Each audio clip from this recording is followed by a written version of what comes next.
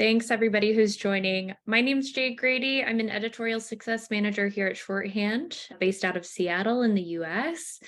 While we're waiting to begin and waiting for more people to join, I'd love if folks would just be willing to share their name, their organization, and where you're tuning in from today in the chat. This will also let me know that everyone can see and hear me. You should be seeing a screen that says nonprofit fundraising in a digital world. So please just let me know if you're having any issues with audio or visuals, and that way we can address those. But again, would love to hear your name, organization, and where you're tuning in from today in the chat, just to see who we have on the call, where folks are coming in from.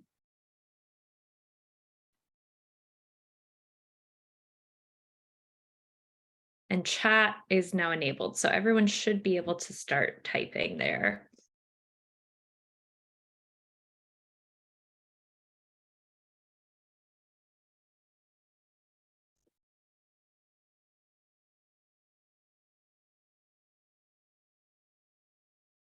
Great.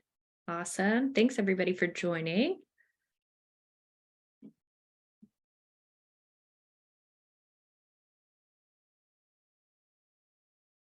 Awesome. And just confirming everyone can see that screen that says nonprofit fundraising in a digital world, all good? Awesome. Perfect.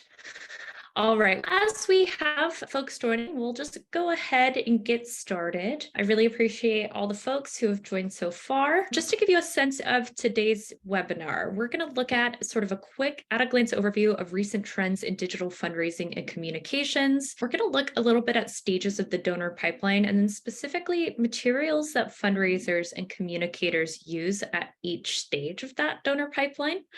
And then we're going to take a look at some effective examples of donor engagement materials created on digital platforms as well. I'm also going to leave a few minutes at the end for questions. My colleague Lindsay, who's another member of our success team based in Austin, Texas, is also going to help monitor the chat behind the scenes. So she'll help me wrangle any questions that I may have missed. So please do feel free to ask those questions in the chat as we go. I'll look at those at the end. Feel free to keep the conversation going in the chat too. Thanks.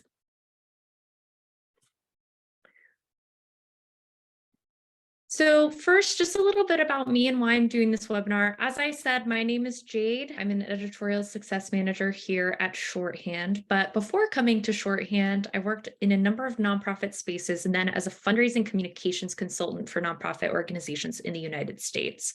So my work included developing message platforms for nonprofits, writing cases for support, designing communication strategies, and working on campaign branding projects for over 40 nonprofit organizations in virtually every sector, from health and human services to international development to arts and culture, education, and beyond.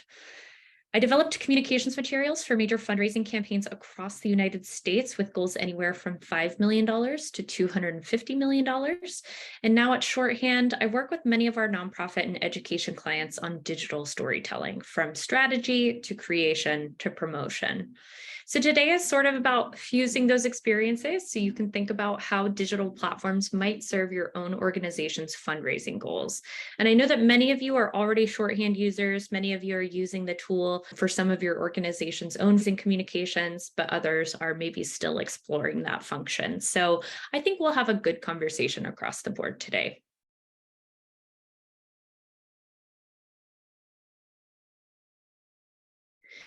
So first, I want to start us off by taking a look at some quick stats around digital fundraising just from the last several years.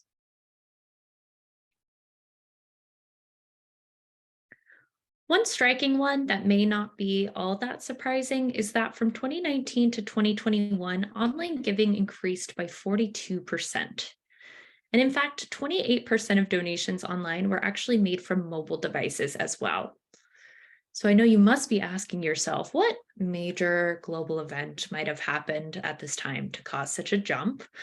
As we all know and experienced, COVID-19 swept the globe, and in a world where everyone was on lockdown, communications, and specifically digital communications, were kind of one of the only levers that we had to pull to maintain our relationships with our audiences and with our donors. More likely than not, if your organization was slower to adopting digital platforms and tools in the past, you've been forced to catch up now. Nonprofit organizations in particular had to quickly pivot to more digital communications just for sheer survival, because the pandemic essentially turbo launched us all into this virtual world. What we're seeing now is that nonprofits are investing in digital tools and strategies more than before in order to remain relevant and to reach audiences where they're at a lot of the time, which is online. Whether that's designing a digital transformation strategy, investing in trainings and digital skills for staff, or beefing up the way their organization is using digital channels like your website, social media, or digital storytelling platforms, it's just really a huge area of focus.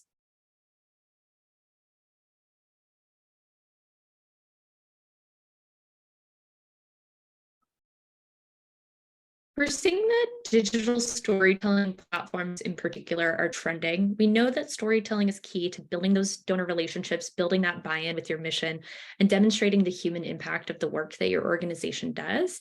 But it seems like the traditional static blog isn't quite cutting it anymore. In fact, even here at Shorthand, we've killed our traditional blog in favor of a more immersive and interactive digital magazine just because we found that that works better for us. In a world of apps and basically infinite content, people expect more interactive, more immersive content that's engaging enough to rise above all of the noise of everything that's on the internet. We're seeing organizations move to more multimedia content as well. So content with scroll animations, use of audio or video, and interactive data visualizations in particular.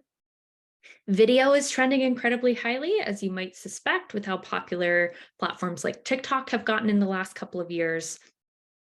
The good news is also that with the quality of smartphones or free or low-cost editing apps, video content is also a lot more accessible for nonprofit organizations to produce now. It used to be super expensive. Now it's a lot much cheaper to produce than it was in the past. What we're seeing at Shorthand also is that a lot of nonprofit organizations are embracing this new multimedia norm, and they're also setting a standard for donor audience expectations when it comes to the communications materials that your organization is producing. We're going to talk about what those different donor communication materials are and how you can sort of elevate some of those more traditional formats through digital platforms. And then we're also going to take a look at some examples of effective fundraising communications that leverage multimedia digital storytelling tools as well.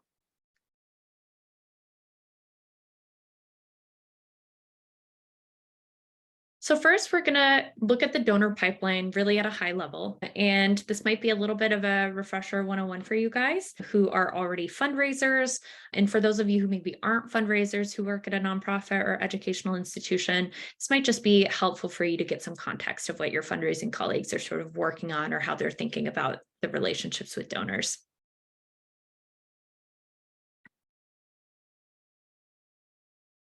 So the donor pipeline is sometimes also referred to as the donor funnel. And basically, it's just a structured way for nonprofits to convert more prospective donors into actual donors. So there's 4 steps that we're going to go into more depth here about qualification, cultivation, solicitation, and stewardship.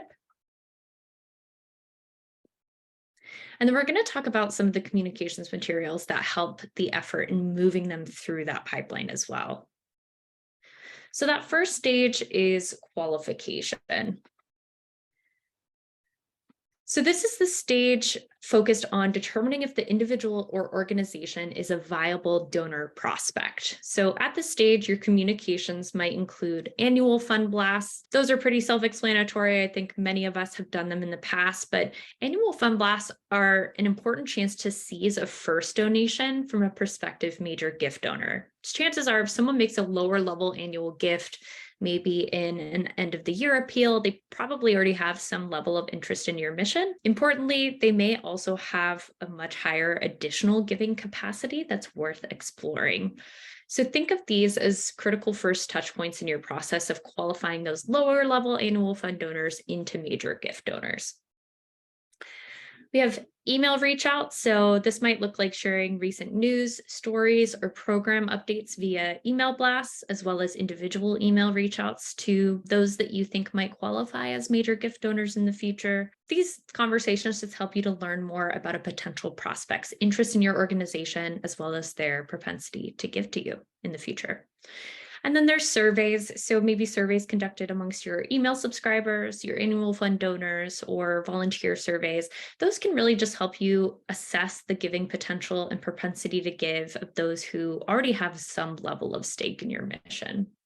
And these are just some examples of communications materials. Certainly, there are tons of things that can be created at every stage of the donor pipeline. That next stage is going to be cultivation. So that's where you're really nurturing that relationship with the prospective donor toward a gift. The goal of this stage is for the prospect to understand your organization better, to feel close to your organization, and also to be able to visualize how their gift can make a difference at your organization. One really important piece of this is your campaign or fundraising case for support. So this is just a piece of communication collateral that helps prospective donors understand why they should give money to your organization. It might take the form of a simple 1 to 5 page statement, or it might be a more comprehensive messaging platform or piece. Stories of impact, super important, whether that's shared in newsletters, digital magazines, program highlight content, or social media campaigns, kind of any which way that you tend to share your stories of impact. The important part is that these are proof points that humanize your mission and then also demonstrate why your organization is worth giving to. Storytelling is critical toward getting people to care about the work that your organization does. Flipbooks and presentation decks are more used for sort of one-on-one or small group donor communications for very specific fundraising initiatives. So think of a town hall style session with a key group of your most vocal donors, or a one-on-one coffee date with a consistent annual fund donor that you suspect might have higher capacity to give and make a large gift in the future. These tend to be really tailored to your specific prospects' interests and also their past giving areas. So it's really tailored to that specific conversation, that person that you're focused on.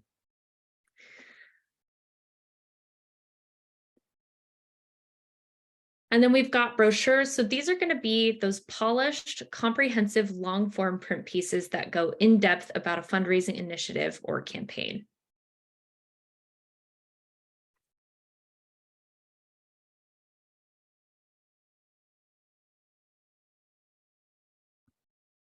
I just want to reassure everyone also that this is being recorded. I've seen that question come in the Q&A a couple of times. We are going to send this recording out after. So just so you know, if you need to sort of have access to this and be able to reference back to things, you will be able to do so. The next stage of the donor pipeline is solicitation. So this is where you're actually asking for that gift and you're asking for it for a specific reason, specific amount, specific reason. One of the important communications materials that come in here is a proposal. So this might be a proposal to an individual major donor or a foundation or corporate donor, but basically it comprehensively spells out the requested amount as well as specific details of the proposed plan for which the gift will be used.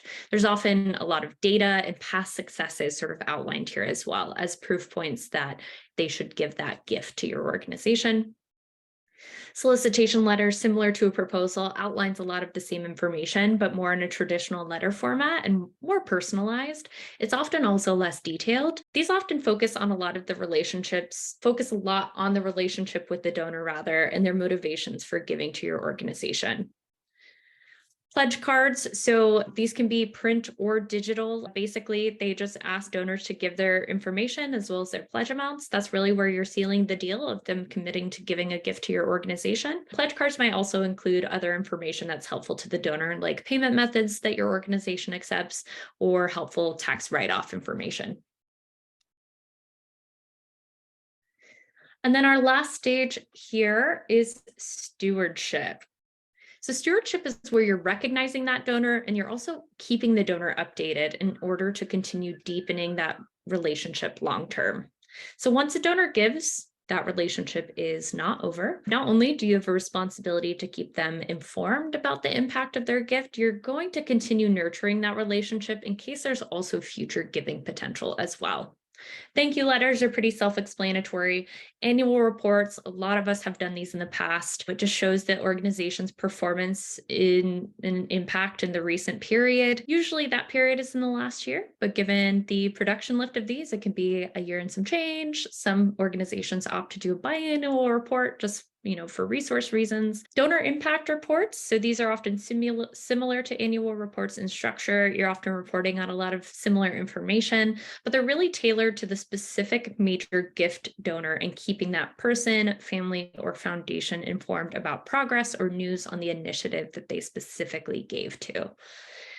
Then there's other things like recognition spotlights. So where these go really depends on your organization's communication strategy, but maybe it's a donor spotlight on social media, or maybe it's a donor spotlight in your newsletter. Maybe there's a donor recognition section in an upcoming program or an event. There's often also physical recognition opportunities. So think about, when you get your name on a brick for a capital project or a donor recognition wall. These tend to get really creative depending on the organization. And we'll talk a little bit more. We'll ask for some examples of maybe some examples that you've seen in the past as well in just a bit here.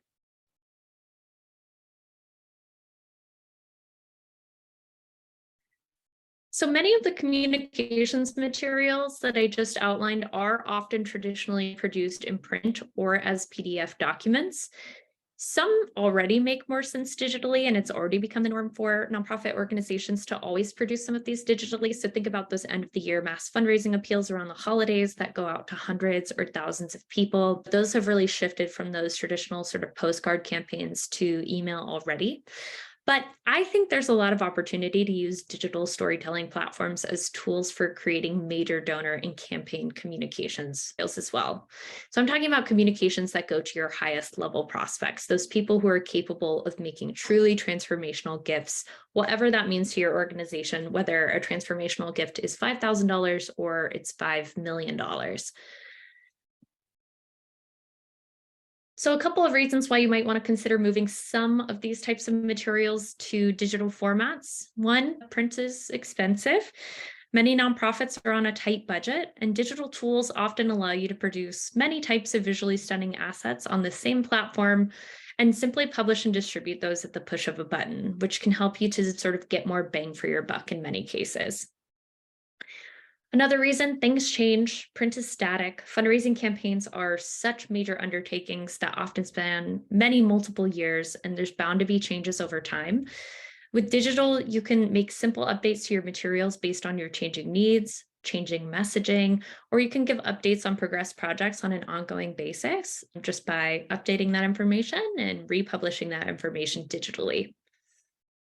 Digital gives you flexibility to experiment. We don't always know what messages are going to be the most effective. With digital pieces, we can test the effectiveness of different messages in our materials to determine what's resonating most with our donor audiences without the same risk of having something printed out that may not be working as well as we'd hoped. Digital is responsive across devices. If you've ever tried to read a PDF on a phone, you know that that experience is not great. Digital communications materials that are optimized for devices will give your donors more positive experiences engaging with your fundraising content, and it's transportable.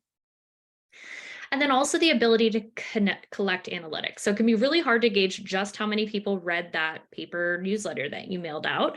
But with digital tools, you can add analytical tools to determine what types of materials, which messages, and which initiatives seem to be hitting with donors. Now, I'm not totally throwing print out. Sometimes it makes sense, especially if your donor prefers it, or you just prefer that tangible leave behind piece. But I do think that there's opportunity in the fundraising industry to make more of these donor communications digital in order to see some of the benefits that we've kind of outlined here, and for print and digital channels to sort of work together to achieve that maximum impact.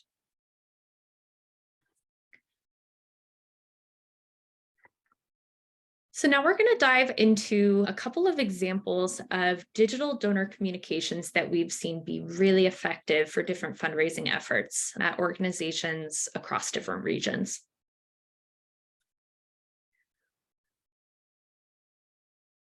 So one of the examples that I noted in the donor pipeline conversation for qualification was that of those annual fund blasts and getting that initial donation, maybe at that smaller level from some of your prospective donors, and then using that as an opportunity to think about how that person or explore how that person might be able to make a larger gift in the future.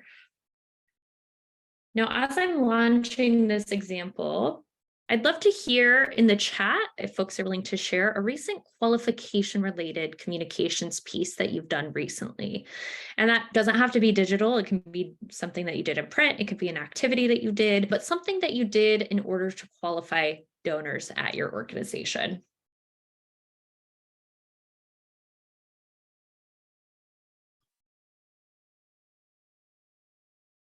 So in this example that I'm showing you now, Great Ormond Street Hospital Charity, or GOSH, in London has sort of foregone that classic Christmas time postcard campaign that I mentioned kind of earlier in favor of this digital campaign. And as I'm scrolling through, you're going to see that there are multiple calls to action, multiple donate now buttons that give folks the opportunity to donate basically throughout the entire piece. As they go through personal stories and examples of their work, the children's storybook-like illustrations remind the reader of the high emotional stakes, so really pulling at those heartstrings.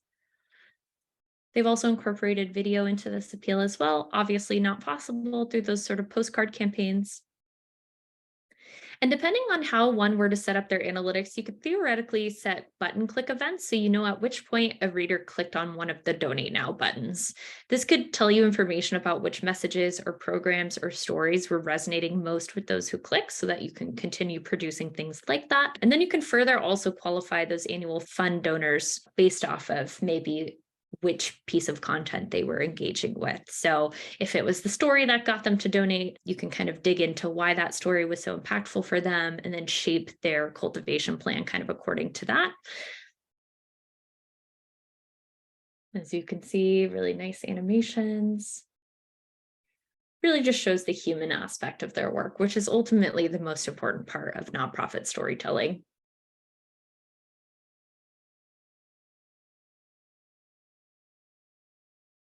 The next one that we're going to look at is the Making Men of Consequence campaign piece from Morehouse College in Atlanta.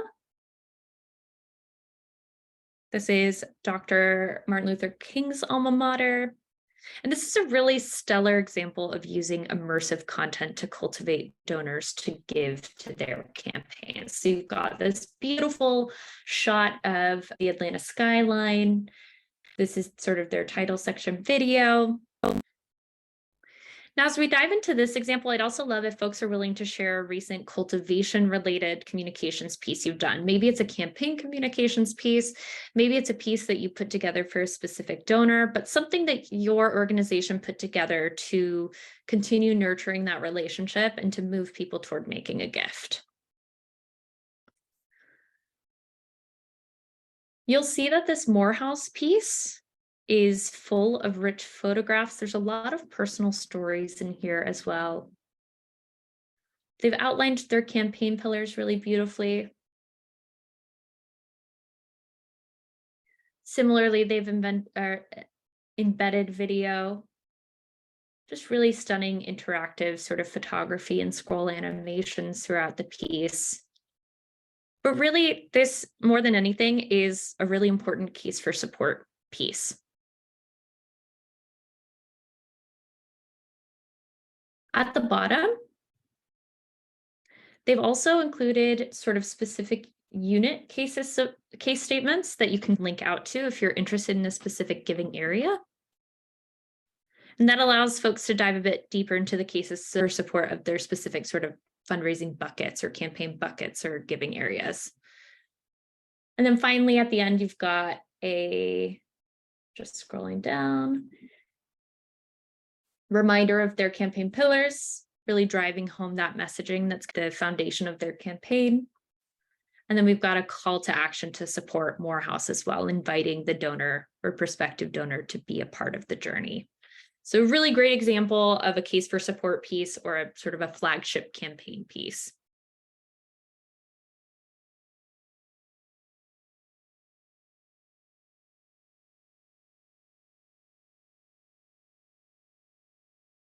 So next, we've got solicitation. So after the invasion of Ukraine last year, this is actually a non-shorthand example just because it is a solicitation video, but World Help crafted a solicitation video featuring the voices of an impacted Ukrainian family. We're not going to watch that video now, but we are, like I said, going to link this presentation after, so you'll be able to dive into some of these examples. But at the end, there is an explicit call to action to donate with the specific link and give to the urgent Ukraine cause. So it's a great example of a broader based fundraising solicitation strategy, but there's no reason that you couldn't do something similar, crafting solicitation videos for ask to major gift donors in a fundraising campaign, something that's maybe really targeted to an individual or a family that you're hoping to get to give to your campaign. I think that going beyond the traditional solicitation letter format can give it that special touch that helps move the needle for the relationship, helps show the donor that you really value that relationship, and really gives you kind of the added benefit of having something visual and very story driven to push them toward making that gift. Solicitation is really interesting. It looks different at different organizations. I'm curious if anyone on the call has taken a creative approach to a donor solicitation. We would love to hear about that in the chat to have you share with us. I think that oftentimes the examples that you'll see online are going to be those proposals, those letters, and certainly I think having that documentation is really important, but I love to hear about kind of the creative ways that you get people to pull the trigger and finally make that gift, or how you make that ask.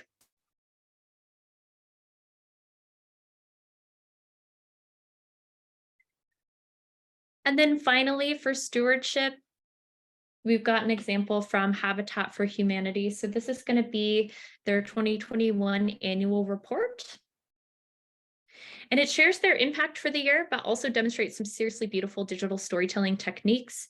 So these different images that I'm going to demonstrate in the piece will definitely show you what you can do in terms of really high quality digital storytelling. And these images also really lend themselves to social media posts, quite frankly, as well. I think particularly moving are the children's drawings, which reminds the reader of the human impact of their work, while also adding some personality to what can often be more impersonal, sort of matter-of-fact report information. It also features embedded video, photographs, and personal stories too. If you scroll down here, and I'll scroll slowly so that Zoom catches it,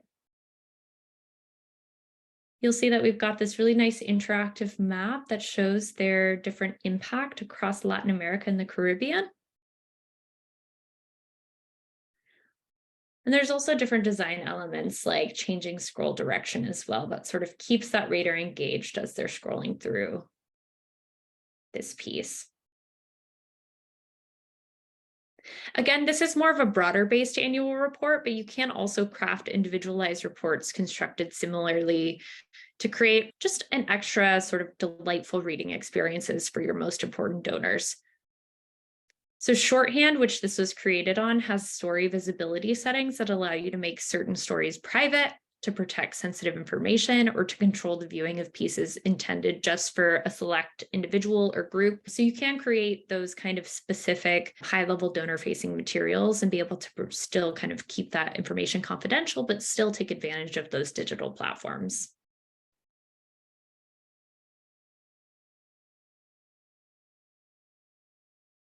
And I know that we went through that information super quick, but like I said, we are going to send this after the fact so you can dive a little bit deeper.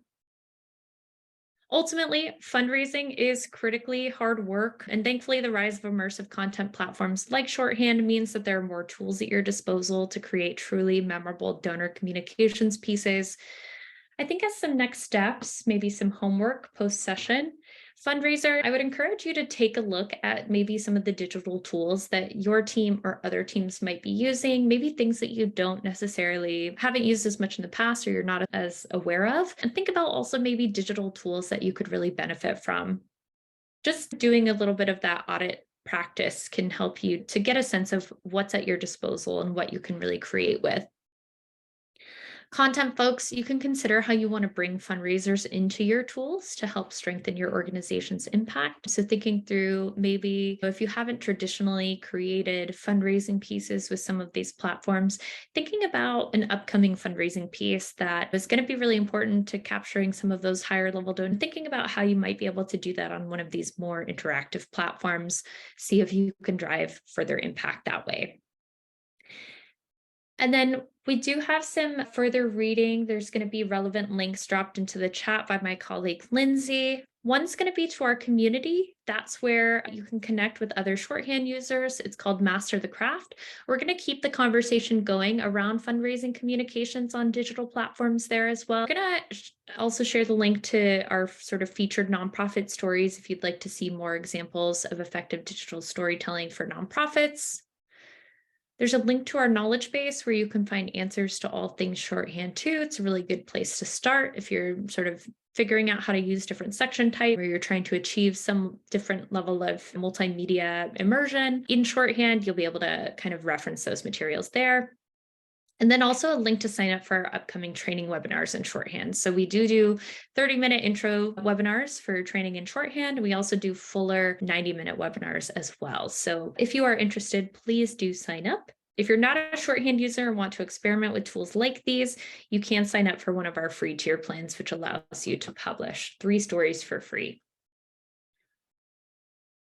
And without further ado, we've got some time left. Do want to open it up to questions and make sure that we have some time to answer some of your questions. So feel free to use that Q&A function.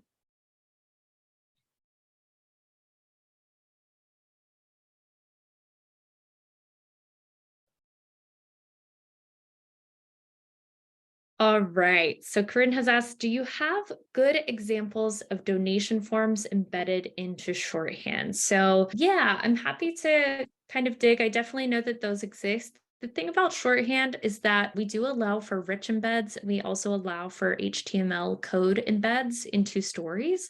So if the specific platform that you might be using has an HTML embed code that you can just take and drop into a story, you can certainly embed a donation form that way. I have successfully experimented with embedding like a GoFundMe into a shorthand story, as well as experimented a little bit with the platform ActBlue, which is a popular historically a political fundraising platform in the United States, but functions very similarly to many different donation platforms. So long story short, I suppose it depends on whether the donation platform that you're using supports rich embed or HTML embeds, but you can plug those into stories, and we can send some examples as well in our follow-up email.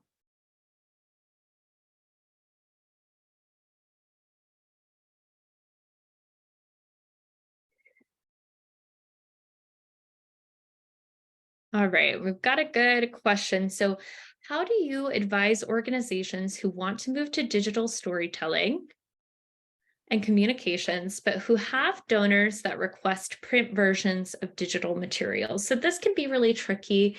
I think especially you can see this amongst older donor populations who really just prefer to have that print piece available. I think in those cases, there can be kind of a dual workflow where the digital piece is really just enhancing whatever print piece you might be producing on a one-off basis for those really special sort of high-level donors. I know that some organizations, for example, when they're doing donor reports or they're doing annual reports, will create a more basic, maybe PDF version of that document, and they'll actually make that downloadable in at shorthand in their shorthand story. So having a download button up top so that they can pull the content into a PDF file, print it off if they prefer that, but you still are getting the benefit of that immersive online storytelling as well.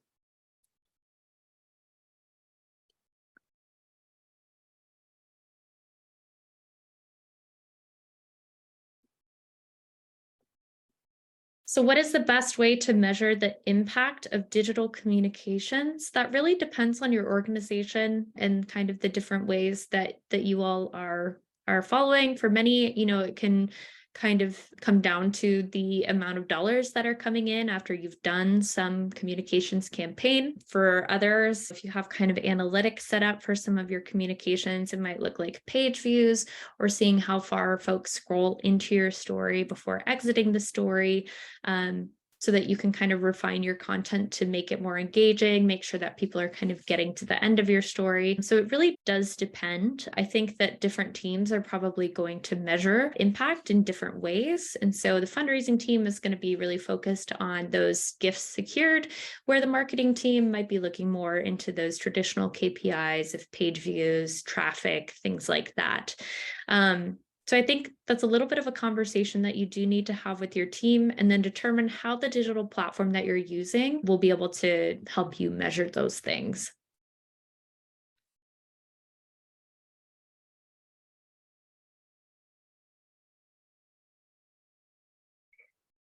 So we have a question, what's the best way to send a shorthand story for fundraising? Is it a way for it to appear in an email campaign? So for not just shorthand, but most of these sort of digital storytelling platforms that you are going to see, many of them are powered by JavaScript, and by nature of JavaScript and email clients, you can't embed a JavaScript sort of full piece into an email client. Email clients just block them. All email clients do. So something that you would do is you can take maybe your most striking image, maybe your title image or something like that, create some type of promotional image, and then hyperlink inviting folks into that story. So creating something visually dynamic in the email, kind of in that more newsletter format, that then leads them to the link of that story. You can also obviously share shorthand stories kind of across social media. So at least for shorthand, we do have social media panels set up so that basically you can fill out all the information that you want for sharing for Twitter, for LinkedIn, and for Facebook. And that will really encourage your readers to share your fundraising content with others as well across their different social media platforms. So you get a little bit of that more organic sort of word of mouth transfer of your stories too.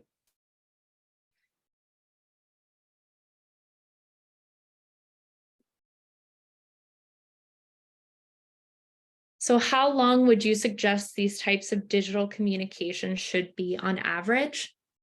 I do think that by nature of the digital format, in terms of sort of word count, because digital formats are much more visually driven, you're probably going to end up writing sort of less or shorter content for those digital platforms, because a lot of those interactive elements are really going to be carrying the piece and driving that emotional feeling that people are getting as they're interacting with your content. So it really depends on the piece. A sort of end of the year appeal can be super long, depending if that's your most important sort of fundraising campaign of the year, or it might just be a pretty short and sweet, here's the story, and here's us asking you to give a contribution so that we can meet our goal. It kind of depends on the piece. But I would say that for sort of like a more flagship communications piece, that's going to be pretty comprehensive and essentially become like a digital form of what a traditional print brochure might be. So I know that in past roles, I have created digital brochures for fundraising efforts that were up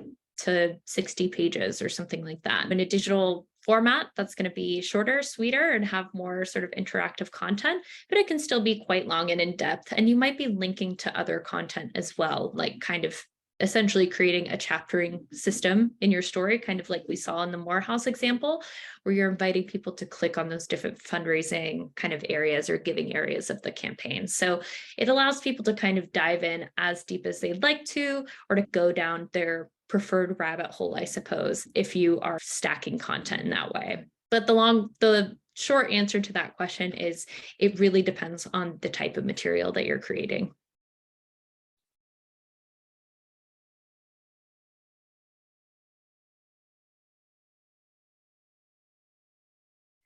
Would you say that digital could complement print materials, like using QR codes or the like that lead to an interactive digital piece?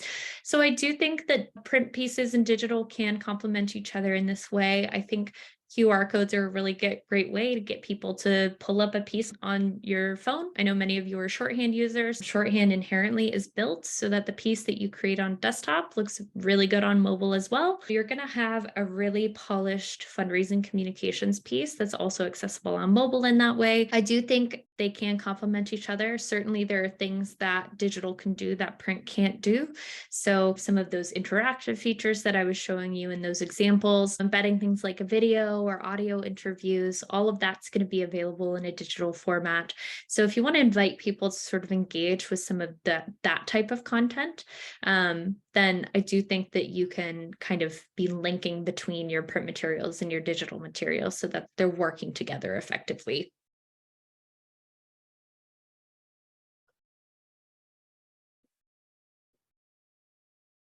Other questions?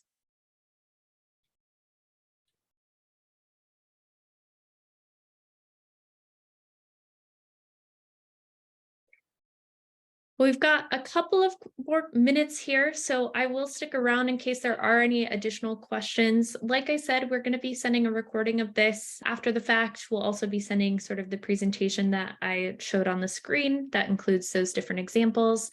Lynn also entered a couple of different URLs into the chat that I think will be helpful resources to you as well. Those will also be included in that follow-up email, so no worries there. But yeah, I am really excited to see what fundraising communications materials you might create with Shorthand or other digital platforms. But I really think that there's a lot of opportunity here to engage those major gift donors in creative ways through these digital platforms that maybe we're not quite taking advantage of yet. And I think that there's really quite a lot of opportunity there, either those broad-based communications or those specific individual donor communications to those really high-level donors. So get creative, get thinking about how you can use some of these tools to aid your fundraising, and the Shorthand Success team will be here to support you along the way.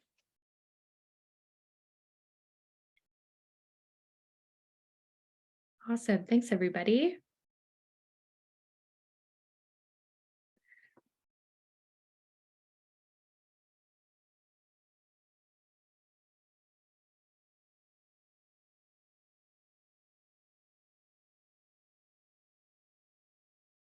Great.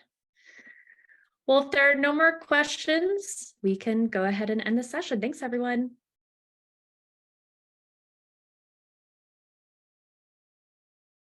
Have a good rest of your day. And for those of you in the UK, have a good night. Thank you.